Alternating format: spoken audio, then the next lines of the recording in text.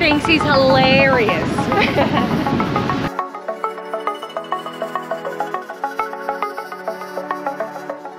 Look at the baby. That's a little one. Oil change, wheel rotation and a fuel filter. Hey guys, welcome back to another video. We thought we'd start this one by just reintroducing ourselves. You can now call me Lady Chelsea. And I'm Lord Bryce, thanks to this week's video sponsor. This week's video sponsor is Established Titles, which is the reason why we're allowed to call ourselves Lord and Lady. This is due to our old historic Scottish customs, which allows landowners to be lords and ladies, and we are officially landowners. How good? Established Titles allows people to buy at least 1 square foot of dedicated land in Scotland.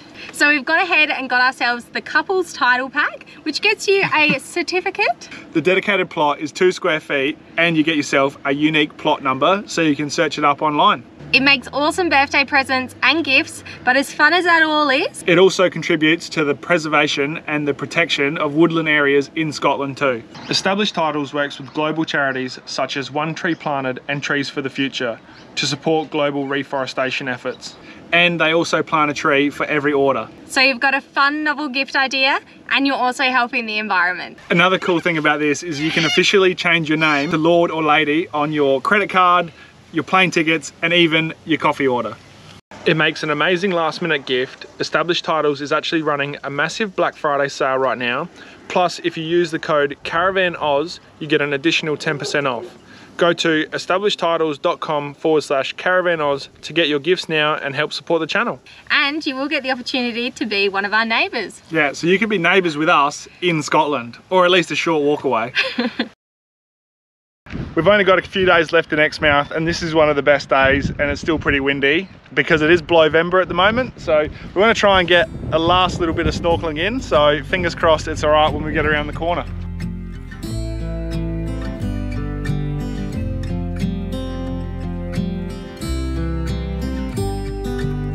Well, it's not looking any better, but when the sun comes out, it makes it look half nice.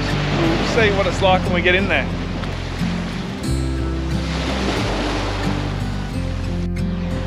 Got a little turtle just here off the shore. And another little one here. Look at all the fish.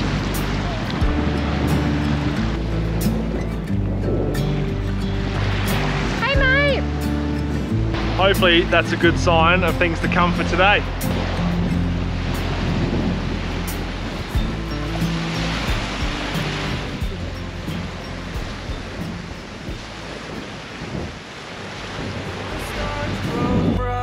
Summer's old.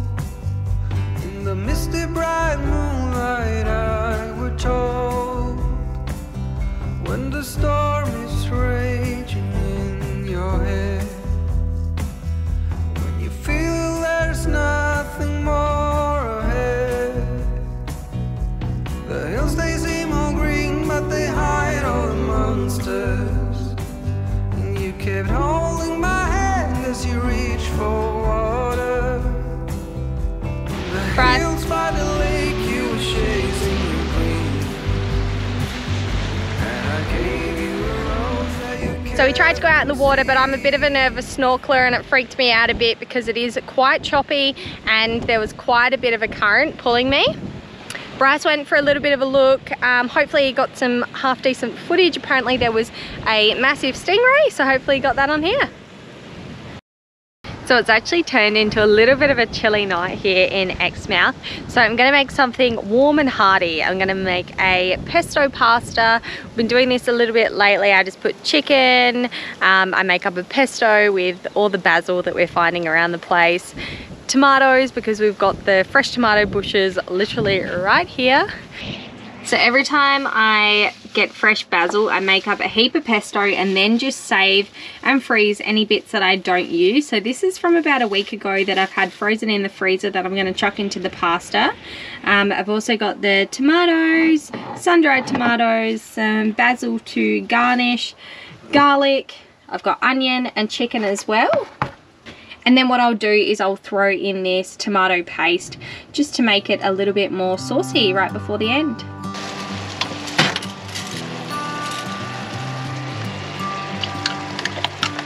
I've said it many times, I know I would change my ways, I know for sure. When all the crows decide to meet, they settle down beneath my feet. I've got it right and I got it wrong. Super windy day. Because it's not going to be too nice down the beach, we are just going to do some errands today, and we are going to service the car first. Well, Bryce is going to service the car. Yeah, heading to a mate's place that we stayed at out at Pebble Beach. He's got a bit of a workshop there, so going to do that first thing this morning.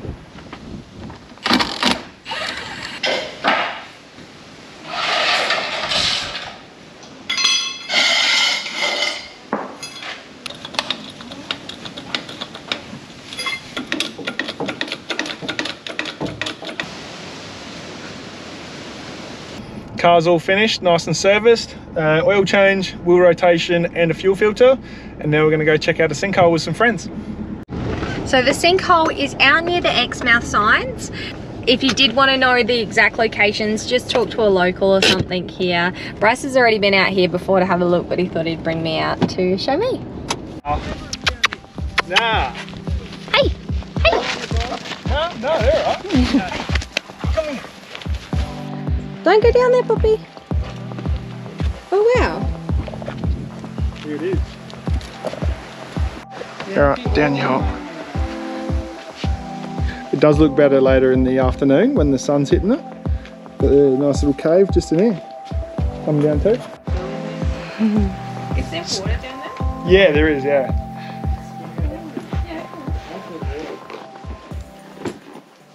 So this is Bulldozer's sinkhole, because they had a bulldozer clearing off some land and fell straight down in here.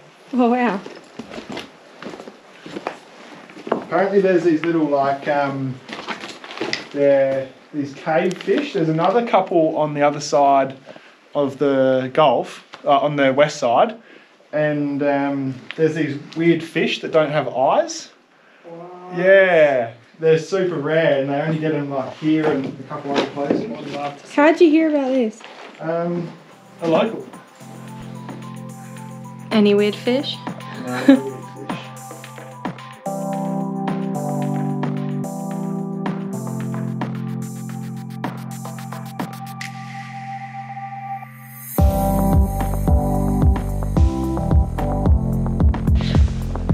I don't think it's that bad.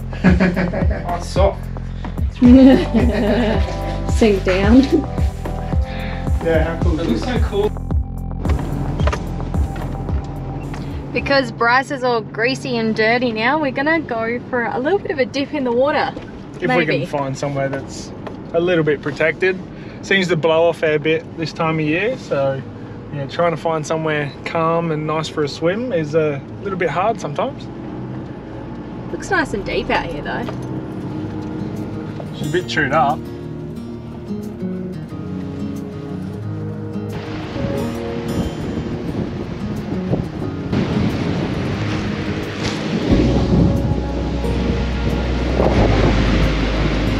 Present. I can keep this for when I'm writing my letters to people. Isn't that what you do? Yeah, dip it in ink. Dip it in ink and write my letters to all our commenters. So I'm going to comment back to everyone's comments this week. It's just write a letter and post it to you. Thinks he's hilarious. You gonna go for a wash? Maybe just in the shallows.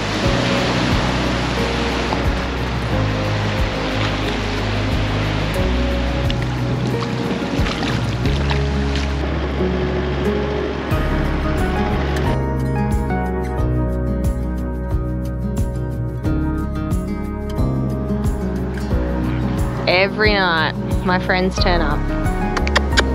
Here, chuk chuk chuk chuk chuk.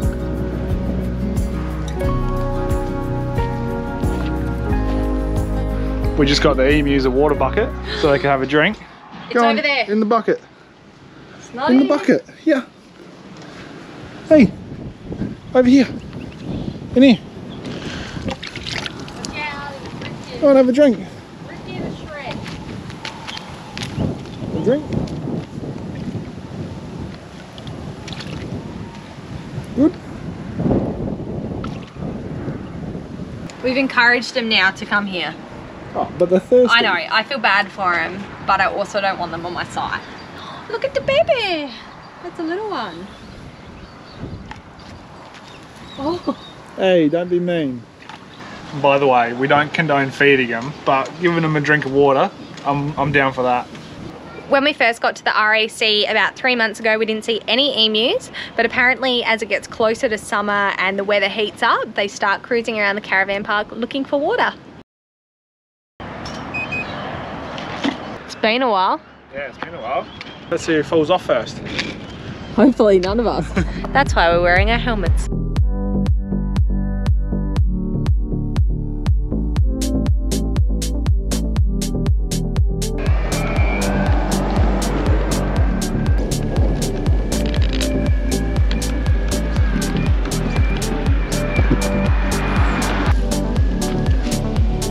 Trade in the skateboard for a scooter. No thanks. It's electric. Doesn't have the same appeal. If you've been following us on Instagram, you'd know that I'm a little bit crazy about bread at the moment. Ever since I got given a sourdough starter a few months ago, I've been trialing different breads and also adding the sourdough into muffins and cakes. My latest recipe is just a regular bread recipe, which anyone can make. I'll put the details in the description below. And then I've added my sourdough starter to it as well. So if you're someone who does have a sourdough starter, you can use this recipe and then just add some of the starter to make it that sourdoughy taste, and it rises really nicely.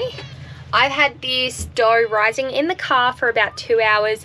I always find that the car's a little bit warmer than what the Caravan is inside. So I chuck it in there for about 2 to 3 hours and then it's good to bake. What I am going to do is I'm just going to go across the road to the camp kitchen and use their big ovens over there because they've got 4 huge ovens and I always take advantage of them whenever I bake.